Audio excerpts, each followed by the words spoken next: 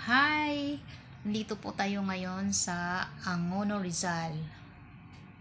Papasyalan po natin yung kanilang bagong dinarayo dito na pasyalan. Over the top view. Tara, samahan nyo kami. Ang ganda dito, may tunnel pa. Sa mga gustong pumunta dito ay punta lang po kayo, sakay lang po kayo ng tricycle ng Angono, tapos hanapin nyo po yung Nina's Resort. Unahan lang po yan. Tapos patid po kayo doon sa Colonel Guido Estridge Road. Yun. Tapos pagdating nyo po doon, makikita nyo po may guardhouse po doon. Tapos yun. Kasi hindi kayo papasukin, tatanungin po kayo kung saan po kayo pupunta doon. Pupunta din. Mayroon naman po silang, may bayad po yung entrance sa gate. Tapos yun, ituturo na po kayo doon kung paano pupunta doon. So, andito na kami ngayon sa paakyat ng bundok. Puro paakyat po ito ng bundok. Ang ganda ng view.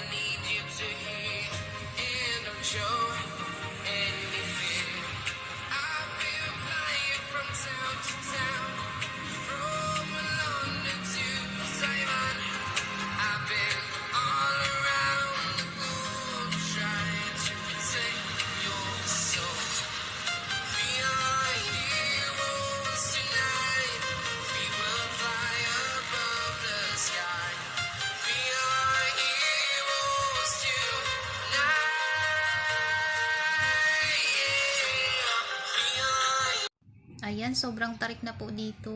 Ayan ang aakyatin natin. So, wala pang mga kabahayan dito. Ayan, tarik na tarik po ang daan dito. Pero ang ganda po. So, ayan, nakikita na po natin yung pinaka-gate nila. So, malapit na tayo dito.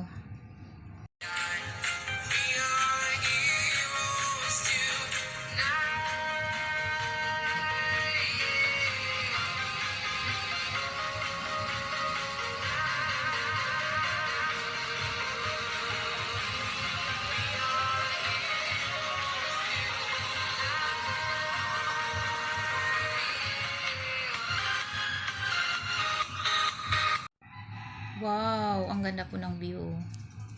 Medyo tanghali nga po kami. Nakarating na dito. Amazing.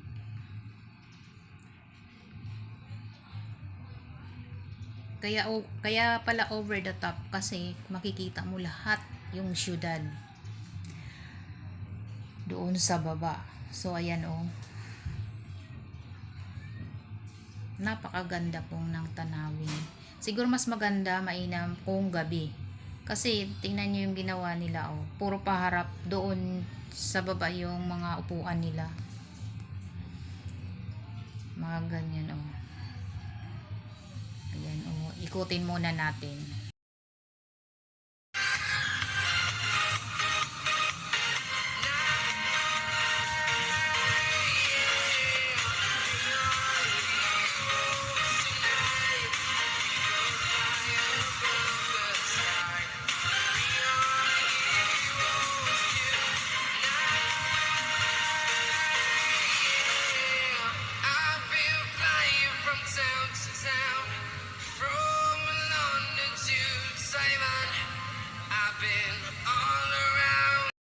Ayan, may mga snack house dito po sila. Dito lang po kayo mag-order. Tapos dadalhin nyo po doon sa mga upuan.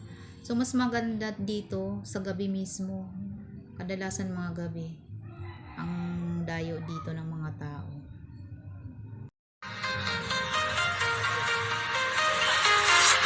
I'm walking alone, the streets are empty. The only thing I can see is my own close to it. I'm getting stronger, step by step. The clock is ticking, but there's no time for me. I've been flying from town to town, from London to Taiwan. I've been all around the globe trying to protect your soul. We are heroes tonight. We will fly above the sky. We are heroes tonight. Yeah. We are heroes tonight. We will fly above the sky. We are heroes tonight. Ayan, under construction pa yung iba dito. May mga ginagawa pa silang mga pwesto dito. Maganda dito lalo na pag gabi. Kasi ayan, uupo ka lang doon sa paharap, pupunta doon sa baba. Ang ganda siguro talaga pag gabi. Sobrang nakaka-touch yung pakiramdam. Pag makikita mo yung tunay na kagandahan doon sa baba. Dito sa city mismo. Makikita niyo po.